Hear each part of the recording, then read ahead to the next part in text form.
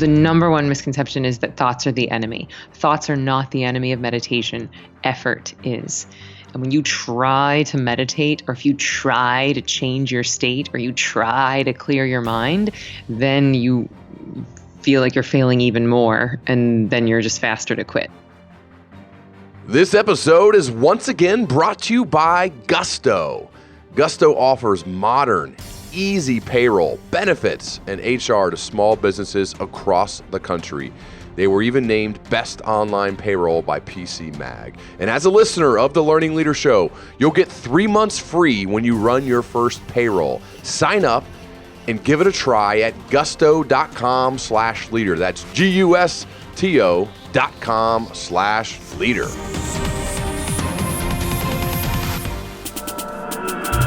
Welcome to the Learning Leader Show. I am Ryan Hawk. Thanks so much for being here. It is Mindful Monday. Text learners to 44222 in order to join tens of thousands of learning leaders from all over the world. Text learners to 44222. Now, on tonight's featured leader, the word mindful may come up a few times. It's the great Emily Fletcher. She's regarded as the leading expert in meditation for high performance. She's the founder of Ziva Meditation. Before founding Ziva in 2011, Emily was a Broadway performer for 10 years, but ultimately left the stage to pursue meditation teacher training in India after experiencing the profound physical and emotional benefits of meditation. The New York Times, Today Show, Vogue, ABC News have all featured Emily's work. She's taught more than 10,000 students around the world and has spoken on meditation for performance at Google, Harvard Business School, and many other places. Ziva graduates include Oscar, Grammy, Emmy, and Tony Award winners, as well as NBA players, CEOs, busy parents, entrepreneurs, and everyone in between. A few of the topics we got into: the biggest misconceptions of meditation, then a visualization technique that you can implement immediately to help your performance, and then the notion of being comfortable in your own skin and how Emily's work helps with this and why it's so important as a leader. Ladies and gentlemen, it's Emily Fletcher.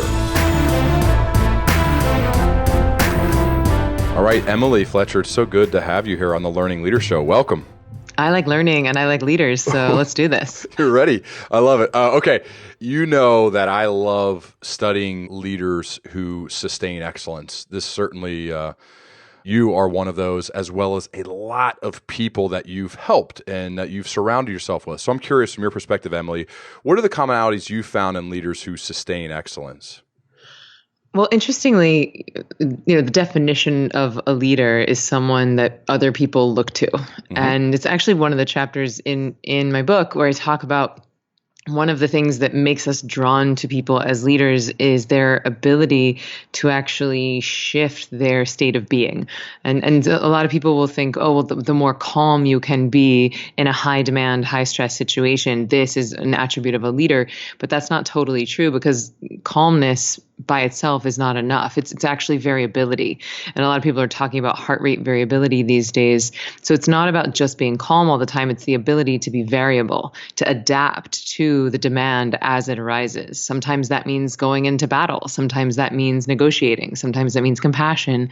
But how adept are you at adapting to the situation? So that's one thing. And I find that meditation actually increases your adaptation energy, which is your ability to handle a change of expectation or a demand.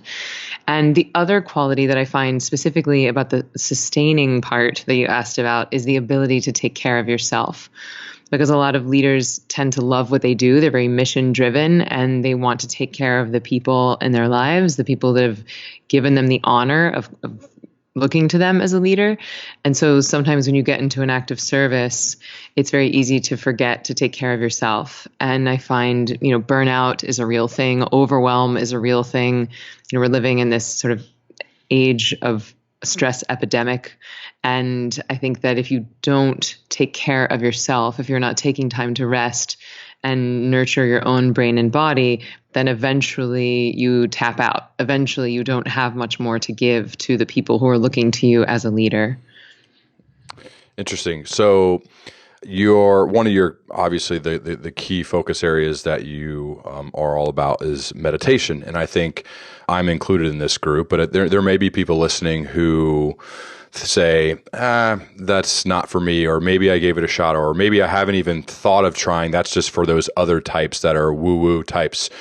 And I think that's why actually I wanted to have this conversation with you, because I am personally about finding ways to improve, get better, to grow, to learn, to have a conversation with someone who may actually make me uncomfortable, because it's an area that I've definitely failed. I mean, I've tried Headspace and different apps in the past to become better at this and haven't really done well. So let's start from a foundational perspective, Emily. I guess, how would you define meditation? Well, I want to ask you a question. Please. When you say you failed at them, Yeah. like, what does that mean? Does it mean that you quit? It means that you weren't enjoying it. It means you couldn't stop your mind from thinking. It felt like a waste of time. Like, Yeah. what happened? So I'll take you exactly how I would do this. So I get up early and go to the gym. And I was actually listening to, this is maybe weird, but I was listening to the Headspace app as I would sit in the parking lot prior to going into the gym. Again, this may be weird for people, but you asked, so I'll tell you. And I just stopped doing it. I didn't feel like, I just thought, I just want to go in and work out, or maybe I didn't feel like it was really having an impact on me in the way that, and I don't know what I was expecting, but I was doing that for, I don't know, a month or two, not necessarily every day, but most days. And then I just stopped, and that was that. And that's kind of where we are at this stage. And now, like I said, actually a fan of the show sent me all this information about you and said you should have Emily on, and he actually works at the Pentagon as a colonel in the Air Force. So I thought, wow, I should listen to this guy, and that's how we became acquainted. So anyway, that's kind of the long answer to how I have failed when it comes to meditation.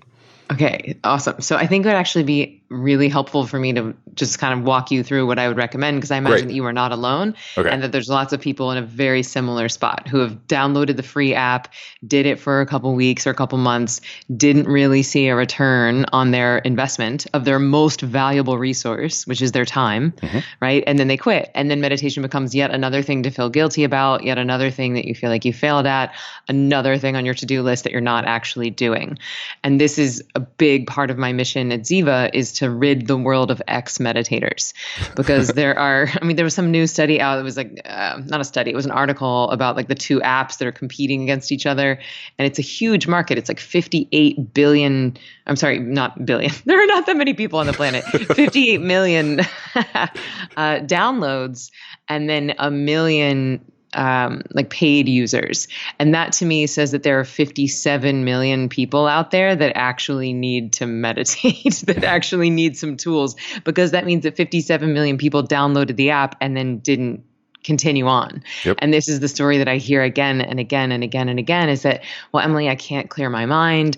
I don't have time. Or like you said, it just wasn't moving the needle for me. And here's the thing. Our time is our most valuable resource. So if we're going to invest it into something, we better be getting a return on that investment. And the reality is that a lot of these free apps are gentle by design, right? Because A, it's free, and B, if you're going to put something into the mass market like that, it has to be accessible and gentle enough to where if someone was dealing with severe depression or severe anxiety or PTSD, that it is not going to throw them into some sort of a tailspin or put them into a dangerous situation. And so a lot of the free tools out there are just simply not as powerful as some of the meditation tools that are available to us. And that's by design. That's not meant to be mean or exclusionary. It's because this stuff is not a joke. They're not toys. It's not just sitting in a chair quieting your mind. They're actually very powerful stress relieving tools that go in and eradicate not only your stress from today, but the lifetime of stresses you've been accumulating your whole life. And when that stress starts to come up and out, which is PS, that's how I define meditation, is a tool that helps you get rid of stress from your past. all the stuff stored in your body and your cells and your epigenetics, when that stuff starts to come up and out, it can be pretty intense. And that's why I think it's very important to have a teacher, to have a community that can help you through that process, especially if you're dealing with anxiety, depression, or trauma, which if you're a human being on the planet Earth, chances are you're dealing with one of those three things. Okay. So we're getting there from how to define it. And then, so what is assuming that people have tried some of these apps, or some of the 57 million who've tried and not been successful are listening, which I'm imagining there are, what advice do you give to them? Well, I think step one is knowing the difference between mindfulness and meditation. And that might seem inconsequential, but I actually think it's very important, because a lot of the free apps out there, a lot of the YouTube videos, a lot of the drop-in studios are actually teaching what I would call mindfulness. And I define mindfulness as the art of bringing your awareness into the present moment. Right? Beautiful, powerful, necessary. Can you say that again? Sure. The art of bringing your awareness into the present moment. So anytime you hear someone say, well, you could just meditate in 2 minutes, you could just do like some mindful breathing, that's called breath work or mindfulness. That's not meditation. So mindfulness is very good at getting rid of your stress in the now. Like, oh, my boss yelled at me today, I'm feeling stressed. Let me listen to this 10-minute guided thing on this app, and then I feel better in the now. Like it's like drinking a glass of wine or taking an aspirin. It's about a state change in the now. And that's not meant to sound judgmental towards those tools, because I think mindfulness is very valuable. It's actually part of the Ziva technique. But where this is a big, important differentiator is that meditation is getting rid of your stress from the past, like I was saying earlier. And the mechanism by which we do that is by giving your brain and your body tools to induce very deep healing rest. So what we teach at Ziva feels kind of like a nap sitting up. Your head gets droopy, your muscles go slack, your mind is alert, but your body is getting rest that is 5 times deeper than sleep. And that's not an insignificant point, because when you give your body the rest that it needs, it knows how to heal itself. And one of the things that it heals itself from is not only stress from the now, but also the stress from the past. And then as we go through this daily process of really a catharsis, of this healing release, we start to free up more mental and physical energy for the task at hand.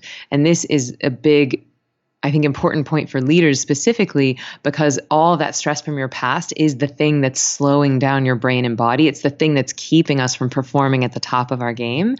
And when we go in and systematically eradicate it, then we have more energy left for the now. And this is why meditators report this huge increase in productivity, this huge increase in performance. This is why many of the world's top performers are starting to out themselves as meditators. And it's not because they have copious amounts of extra time. It's because they see that stress is actually making them stupid, sick, and slow. And when we have a tool to get rid of it, then we can be in flow state more often. We can be more creative. We can be more present. Our immune system is stronger. Our sleep is more efficient. Our sex drive goes up. Our skin becomes more elastic. You know, like the ripple effect of less stress in the body and brain is almost infinite. Wow. Okay. Maybe this is just jumping it, but how do we do this? How do we do what? So what is it? Can you take us inside? Like, is this guided by you or somebody you've taught, like a train the trainer type thing? Or how does this work? Or do we have to go online? I mean, I'm just curious because, like I said, you've heard my past and that's probably other people's past. What's the next step? Or maybe it's the first step to actually doing this. And then, like I said, I'd love to kind of feel or hear what some of this is like, because I'm hearing the benefits and kind of what it's about, but I'd love to kind of feel the actual action of it taking place. If that's possible. I don't know.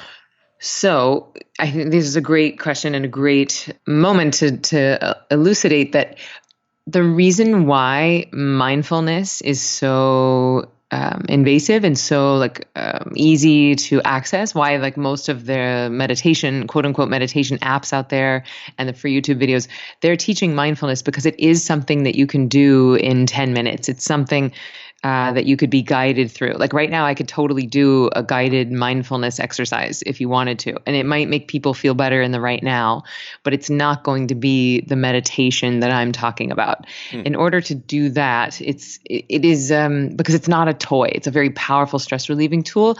And it's like if you want the key to the car, it's my responsibility to make sure that you have the proper driving instructions. Because once people start that, it's like once you flip the switch to outflow and you start to release that lifetime of accumulated stresses, it's just really important that people have the proper training and the proper support through that process. So it's not something I could do on like a 1-hour podcast, but I can absolutely share with people who feel like they want to invest and learn. I can share the next steps.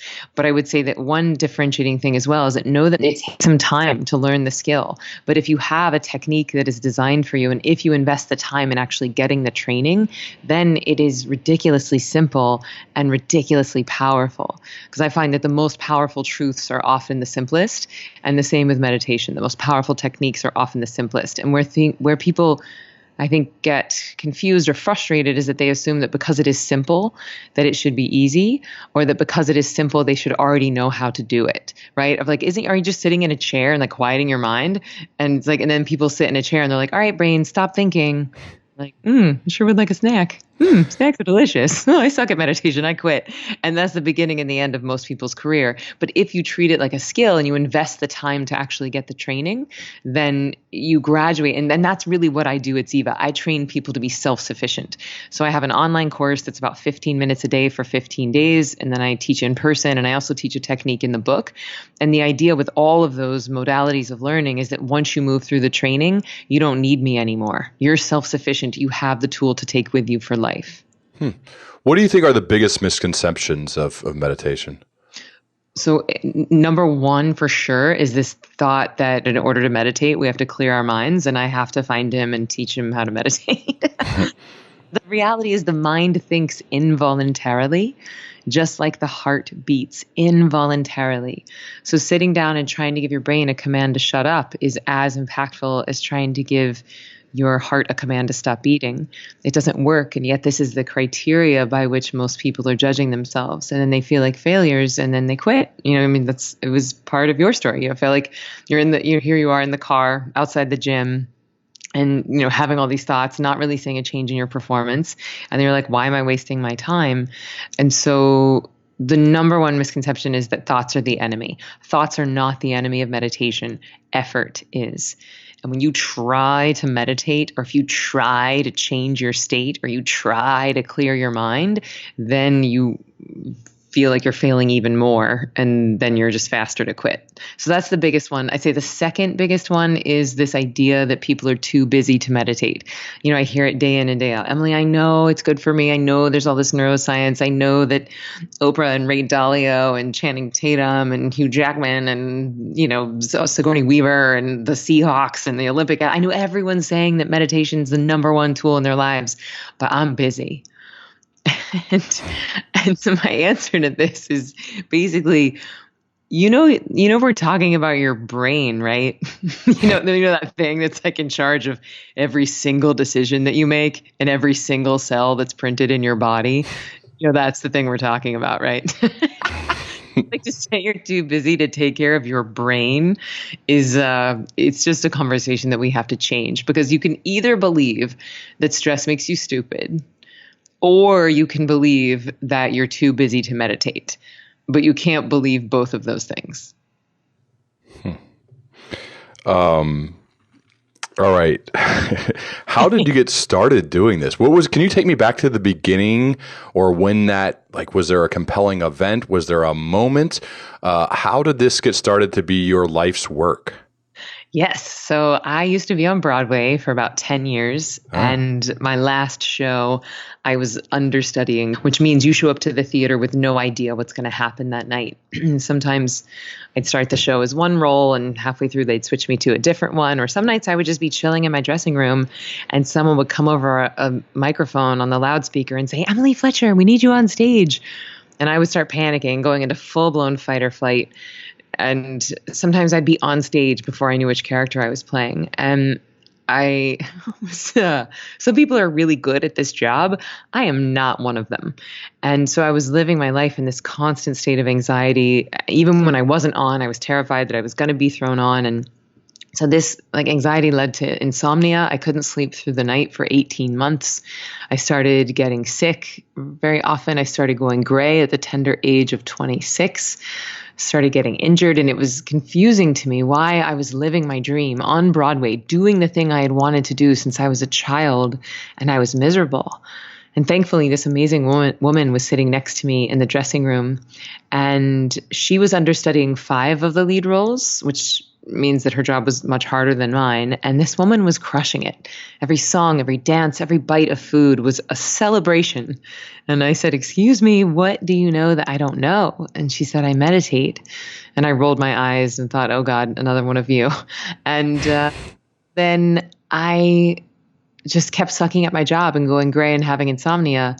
And finally, I thought, this is not who I am. This is not what I'm capable of. This is not why I came to New York.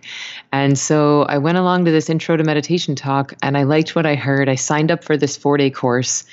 And after the first day, so it was only 2 hours a day for 4 days. And after the first class, I slept through the night for the first time in 18 months. And I have every night since, and that was 11 years ago.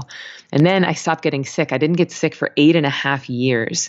I stopped going gray. I'm going to be 40 in March, and I have no gray hair. I was legitimately going gray at 26, 27. And then I started enjoying my job again. I actually started becoming a much better performer. And I thought, wait, why does everybody not do this? And so I left Broadway, I went to India, and I started what became a 3-year training process to teach. And then I opened up Ziva in 2010, I believe. And it's been the best thing I've ever done. I've taught over 15,000 people. I've just finished my first book, and I created the world's first online meditation training. And it's been the most exciting, rewarding thing I've ever done. And people ask if I miss performing, and the answer is no. I'm still performing. I try to make this stuff as entertaining and accessible as possible, but now I feel like it's able to help people in a much more significant and much faster way. So it's it's been a really fun journey. So you named it Ziva, which I believe means bliss, radiance, and kindness, correct? Yes, nice work. And so the style is it? I may have pronounced this wrong. Vedic or Vedic? Is that? Well, actually, no. What I teach now is actually a trifecta of mindfulness, meditation, and manifesting. Gotcha. So it's and that's come out of largely very similar to this conversation. After teaching lots of high performers to meditate, I realized that meditation alone was not enough. Oh. And so we use actually mindfulness as a tool, almost like as a runway into, or as an appetizer to the main course of the Ziva technique, which is meditation.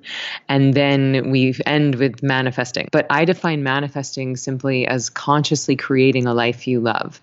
It's you getting intentional about what you want to create in your life. And I'm constantly amazed at how infrequently people take the time to do that, to ask, well, how much money do I want to make this year? Or what's my dream vacation? Or what does my sex life look like? What's my relationship with my body? Really looking at the magic wand scenario versus complaining about what is, or what I call watering the weeds, where we put our attention on all the problems that we have to solve. So the manifesting portion of the Ziva technique we do at the end. So right after you finish meditating, we basically just curate those 2 minutes where I teach people a technique to imagine their dreams as if they're happening now, imagining your dreams as if they are your current reality. And that is a simple shift, but it's a very powerful one and can have profound impacts, because even when a lot of us think we're manifesting or praying, we sometimes mistakenly worship the distance between where we are and where we want to be.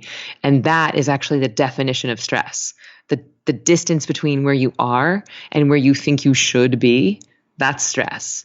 Whereas manifesting is imagining your dream as if it is your current reality, which changes the whole vibration of your body. It changes your headspace. It changes what you think you deserve. And it allows your dreams to come in a bit more elegantly. How does that, this may be wrong, but when I played quarterback, and particularly before big games, that were on national TV, Emily, I tried to simplify my role, because as a quarterback, it can be tough. You got 10 other guys. You need to know what all 10 are doing. You got to beat the defense, right?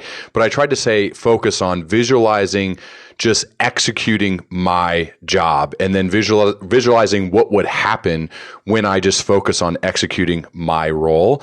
And in a way, like, there wasn't any science behind it. It just it helped me, I think, ease some nerves prior to a game, or that anticipatory feeling before you go out on the field with all the people there. Are there similarities there, or how does this manifestation, what you're talking about, relate to something like that, perhaps with athletes or any high performers? Yes, I think it's exactly that. It's simply a visualization. And I'm assuming that as you would do that, you would imagine you actually playing the game. You would imagine it and scoring a touchdown and winning. Yes. Yeah. And feeling it and going through the motions. And the cool Hearing thing, the reason why it works, and the reason why Olympic athletes do this and professional athletes do it, is because the brain doesn't know the difference between a real memory and an imagined memory. And this is a really helpful tool for actors, because the best actors go in and they create a mental image or movie in their mind, and then they go out and they tell the truth. Actors aren't lying. They've just created these imaginary memories, and then they go out and tell the truth about that imagined memory. And the same can be true with manifesting or sports visualization. You imagine the dream case scenario, the magic wand scenario, as if it's happening now. And then when you're in it, like in the case of sports, it's like, well, you've already lived that, so it doesn't feel as intense or as foreign when you're actually in the position. And then I think in the case of manifesting, the whole gig is about getting into the feeling space of the dream, because we're never chasing the dream itself. We're never chasing the zero in the bank account. We're never chasing the girl or the guy or the car or the shoes or the followers on Facebook. We're chasing the feeling that we assume that thing will bring us. Right? We want the comfortability. We want the confidence. We want the freedom that we assume that the attainment of that desire will bring. And so when you go into manifesting, you're basically giving yourself the gift of getting into that feeling space right now. And that sort of paradoxically allows the dream to come to you in a much more easy way, because you start to believe that you deserve it. Now, the trick to this comes in that if you're not meditating every single day, then manifesting is so much harder, because if your body is riddled with stress, chances are you don't believe that you deserve your desires. And where this gets tricky is that we don't get what we want in life. We get what we believe we deserve. And so you could make vision boards day in and day out. You could watch The Secret on repeat. You could manifest all day. But if you're not meditating and your body's riddled with stress, it's just harder to call in those dreams. Now, the converse of this is that you could be meditating all day as well. You could meditate day in and day out, but if you're not clear about what it is that you want and you're not taking inspired action, it's also very hard. So I find that the whole really is greater than the sum of its parts. And that's why I created the Ziva technique. It's why we do the trifecta, because I think that you have to de-excite the nervous system. You have to access that right brain, access that collective consciousness, and then in the manifesting portion, it's like the analogy I use is that you're placing your order. You're telling the cosmic waitress at the cosmic restaurant what it is that you actually want. And you wouldn't go into an actual restaurant and sit down and tell your waiter, like, hey, I'm hungry. Can you bring me some food? You would get specific. You'd be like, I would like a Cobb salad with the croutons on the side and no dressing. Well, that sounds like just lettuce. That's a boring order. But you want to be specific with what you order, and then your waiter is happy to bring it to you. But a lot of us forget to place the order with nature. And that to me is the power in manifesting. So let's get specific in how we relate this to the person who may be listening, or even me right now. So not a quarterback, not performing as a Broadway performer. For the person who has let's just paint an exact avatar. They are 34 years old. They are a manager of 12 people working at a big corporation. They're leading a team. They're very busy. They have meeting notices coming in constantly where they have to go to meetings that half of them are not useful or more. They're trying to be a good leader, be a great manager, like do all those things, right? And meanwhile, probably are making some mistakes because we all of us listening and me as well, who got that first promotion, we messed up a lot. So I'm trying to help people avoid that.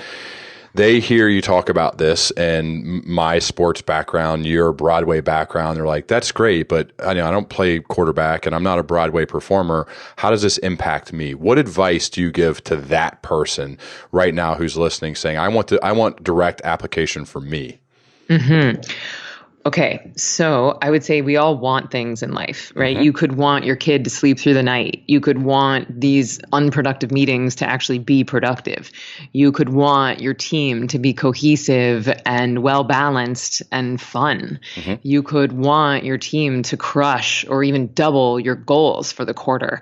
So whatever is on your list of things that you want in life, whatever you pray about, whatever you think about, whatever's stressing you out even, it's instead of worrying about it, right? Instead of speculating about it, which is actually a giant waste of your energy and your time. What's that quote? Worrying is a waste of perfectly good imagination. Mm-hmm. And it feels responsible. It feels adult to worry about money and to worry about your team. But it's not actually moving the needle. It's just wasting your energy. So instead of worrying or speculating, you could take this, I could say even less time, and instead imagine crushing your goals for the quarter. Imagine your kids sleeping through the night. Imagine having more time with your family. Imagine hiring the great person, the perfect person for the role with as little effort as possible. So you could just choose one thing at the end of, if you don't yet have a meditation practice, you could do it right first thing in the morning when you wake up, or as you're falling asleep at night, or perhaps right after a workout, or in the shavasana at the end of a yoga class. Anytime we are sort of in between that waking and dreaming state of consciousness, these are the most powerful times to manifest. And then you just take a few minutes and you imagine just one thing, just do one at a time. So let's say it's your team crushing Q1 goals. I would imagine, what would be the moment that you find that out? Would it be you logging on to some screen, some piece of software and seeing the numbers? Mm-hmm. Would you see that? And then how would it feel? Who's the first person you'd want to call to share the news with? And then imagine you telling that to your team, calling a meeting to congratulate everyone. Maybe you take everyone out for drinks. So whatever the thing is, it's just an exercise in creativity and imagination. But the most important piece is getting into the feeling space of what would it feel like to congratulate my team on outperforming this quarter? What would it feel like to call my wife and say, hey, honey, I just booked our dream vacation. I got a bonus and I booked 2 tickets to Bora Bora, whatever the thing is. But it's it's imagining it as if it's happening right now. And I actually invite people to even imagine having the conversation. So who is the first person you'd want to call to share the news with? And what would you say? Dude, I did it. I don't know how, but we did it. We crushed our numbers. Or, it's because what's that quote? A joy shared is doubled and a sorrow shared is halved.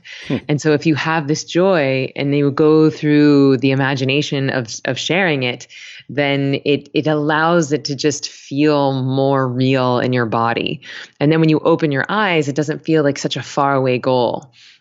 And then it starts to color how you interact with your team, how you email, the level of confidence that you bring into the room, what you assume will happen. Because a lot of us are very almost secretly held back by our limiting beliefs, and we don't even, the tricky thing about them is that oftentimes we don't even know that they're there.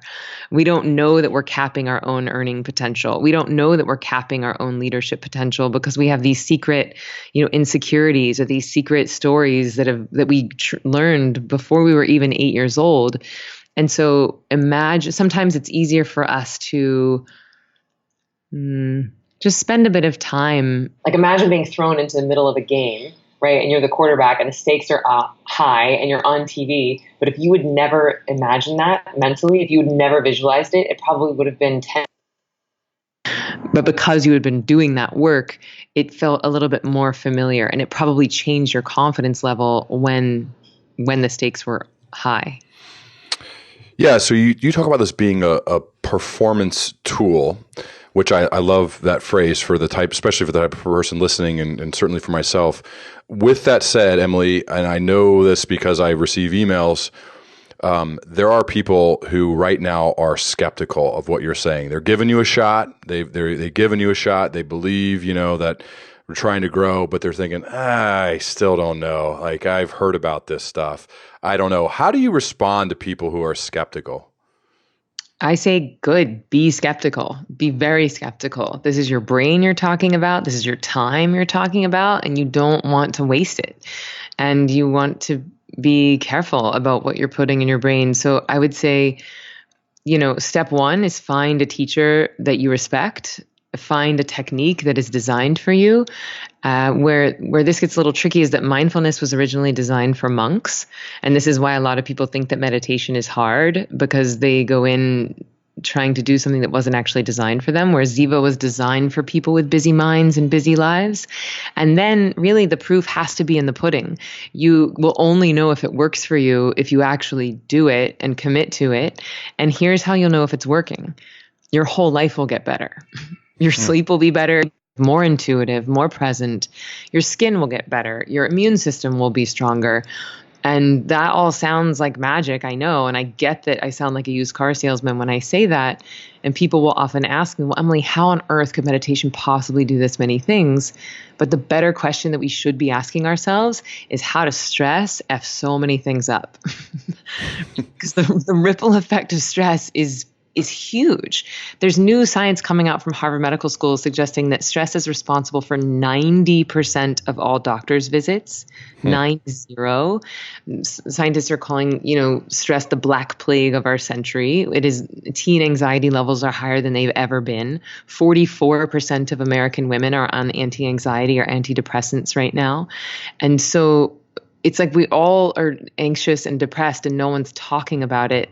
We're all hiding it from each other and pretending like we have our shit together.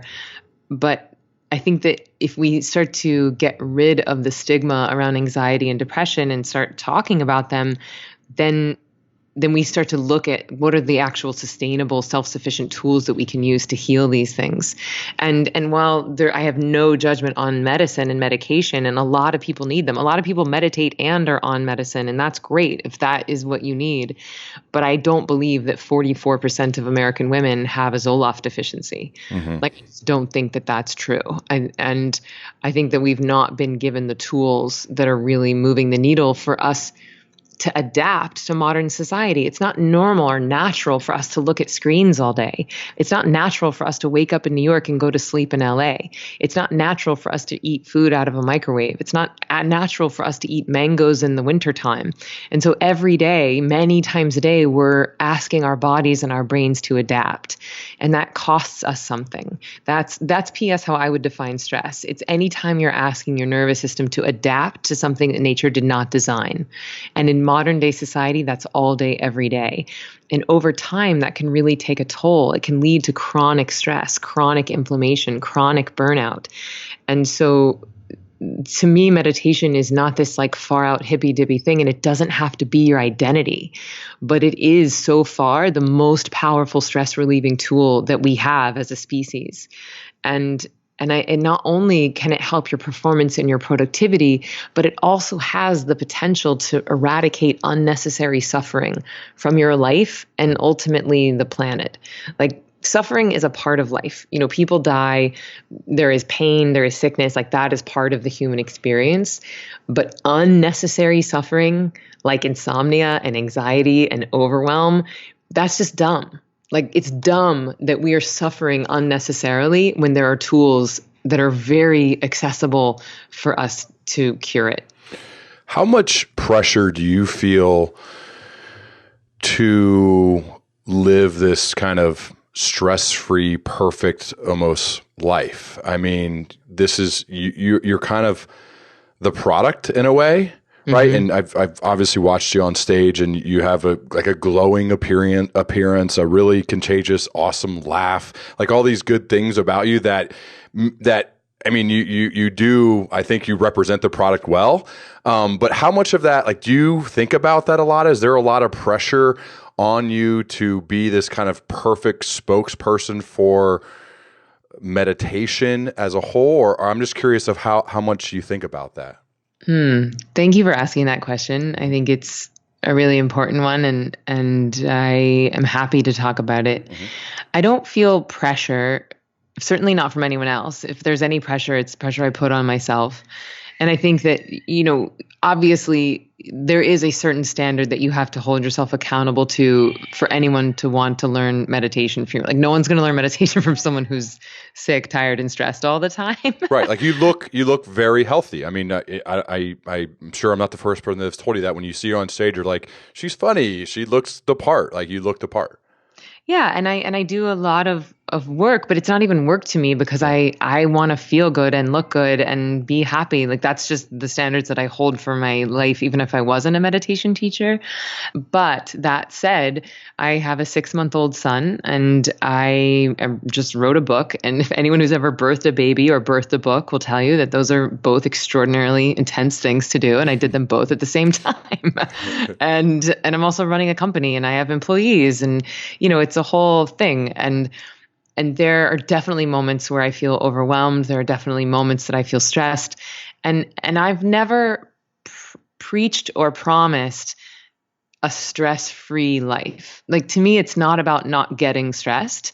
It's about the ability to adapt and the ability to come back to where you want to be mentally and emotionally, because it's actually not bad for you to get stressed. What's terrible for us is to stay stressed. It's that chronic, ongoing inflammation that leads to so much disease.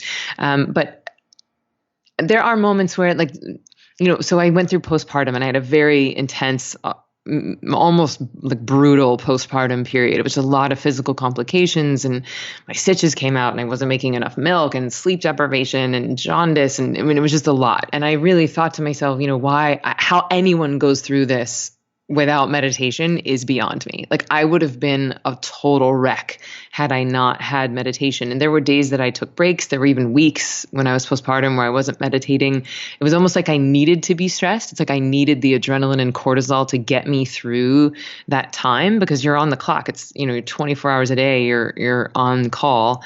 And I needed actually to be stressed to make it through that. That adrenaline and cortisol was the thing that allowed me to go through such an extraordinary time. But then when things started calming down and I was able to sleep and I started heading back to work, I got very religious about the twice-a-day meditation again. So I think that also we owe a debt of gratitude. All of us as leaders owe a debt of gratitude to Brené Brown for introducing this idea of vulnerability from a place of strength. And I think that she's very much empowered leaders to be more vulnerable, and highlighting the fact that it actually makes you a better leader, that the more honest you are, the more vulnerable you are, but from a place of strength. And I think it allows people to connect to you. And I think it actually makes you a better teacher, because if someone sees you as infallible or a demigod or something, then we get into very dangerous guru territory. And I am very decidedly going the anti-guru route, because I have no interest in telling people how to live their lives.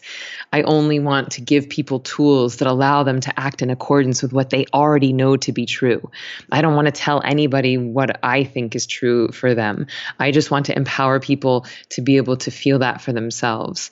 So the more I share from a place of authenticity, the more it actually resonates with people, especially in this very curated social media life that we're all living. We're seeing everyone else's perfectly edited, curated, filtered life.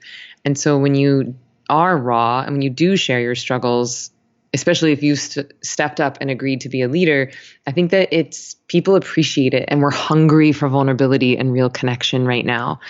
And so I don't know if I answered your question. You did. So I think one of the things I've been writing a lot recently, and one of the topics that I've been thinking about, is being comfortable in your own skin. And I think that's a quality in a leader that I really value.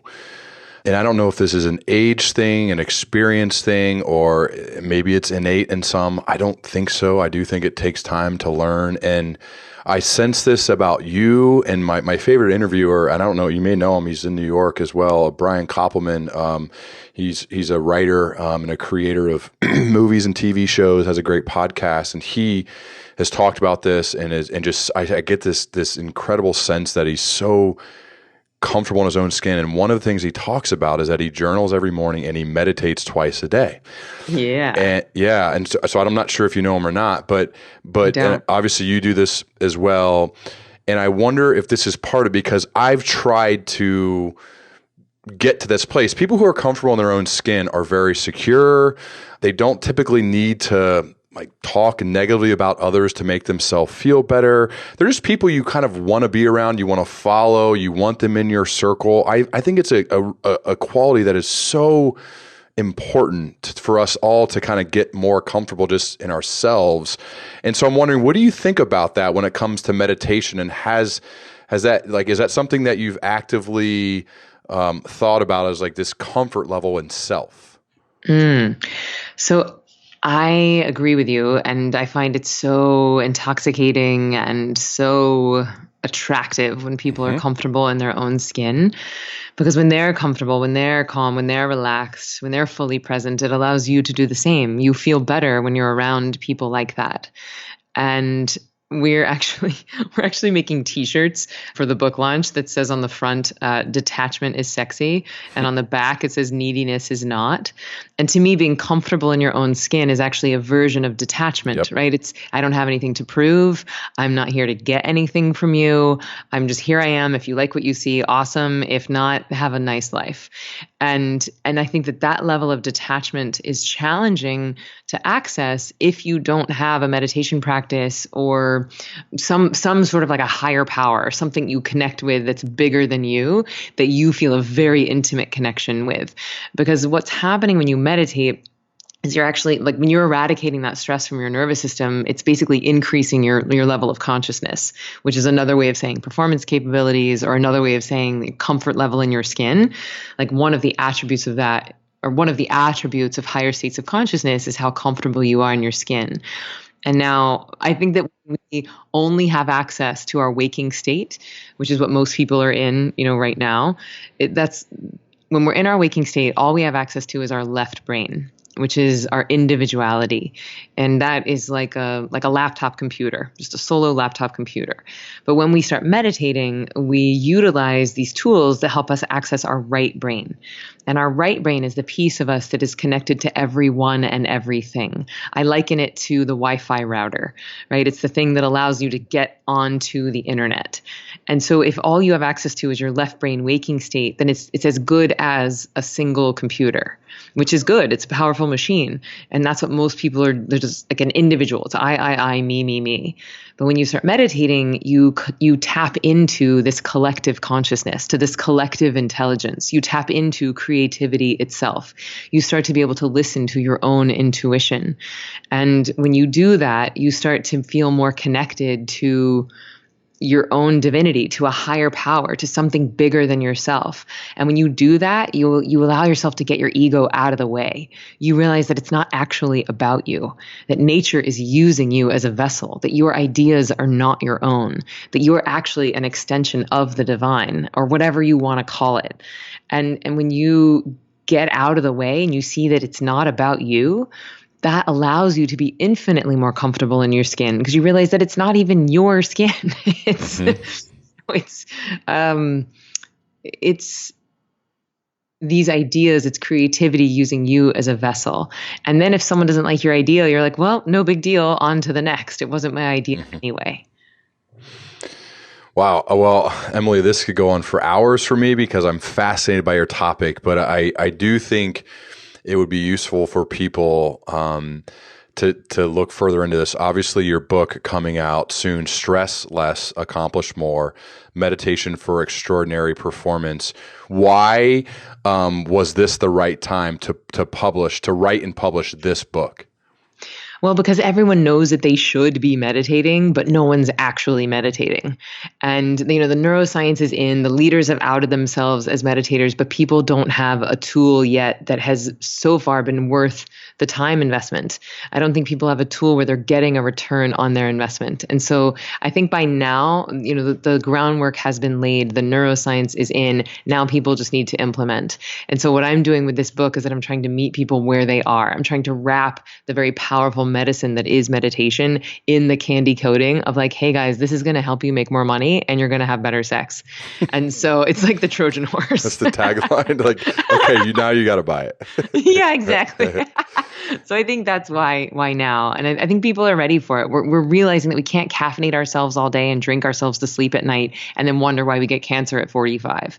So we're looking for different tools. And I wanted to make this just as accessible and entertaining as possible. So yes. Got you. How much time do you spend meditating a day? I spend about 44 minutes on my best days, but I also have a 6-month-old. And so sometimes it's 10 minutes here and 10 minutes there. And sometimes it's in the middle of the night. And so it's not about letting perfect be the enemy of good, but it's about understanding the rules and then getting them to fit into your life. Is 44 for a specific reason, or is that just kind of an average? Well, I do about 22 in the morning and 22 in the evening/afternoon. Okay. Got you. All right. I'd love for you to come back at some point in the future too, because I have a ton more questions, and this is something I'm really I'm happy that we had this conversation. Again, the book Stress Less, Accomplish More, Meditation for Extraordinary Performance. One other thing, Emily, at the end of these shows, I like to have an end of the podcast club. And basically what that is that people reach out to us on Twitter. So yours would be at Ziva Meditation, which is ZIVAMEDITATION, and me at RyanHawk12, and just share one really useful thing that you learned from this conversation, just so we continue the dialogue. I think it's impactful and powerful, and I'm very curious to hear what that is from each person, because I have pages of notes from this conversation. So into the podcast club, reach out to both of us, tell us what you learned, so that we can amplify this message even more to those who haven't heard it yet. I'm good. I hope it's that people think the right brain is a Wi-Fi router. Yeah, I don't know. What I learned from Emily. I know it'll be funny to hear what people said, but there's so much here. I'm excited. Emily, where would you send my listeners to learn more about you online? Okay, so I would say they could get the book on Amazon, but then if they want a bunch of bonuses, they can go to stresslessthebook.com, and there's a bunch of audios and beautiful complimentary exercises, and they actually get days 1 through 3 of my online training as a thank you for getting the book. So, all right, that's what I'm going to do. So stresslessthebook.com. That's right. I'm going there. That's what I'll do. I encourage everyone to do that as well. Emily, thank you again for being here. I know in the midst of everything you have going on, by the way, just for the listeners, when we connected, Emily was feeding her 6-month-old, and it was one of the few times I heard a baby crying as we were getting started, which was pretty cool. I loved it. It was great. It was very real, and I could tell, I'm like, this is real. This is real life. So I appreciate it, and I absolutely want to continue this dialogue as we both progress, Emily.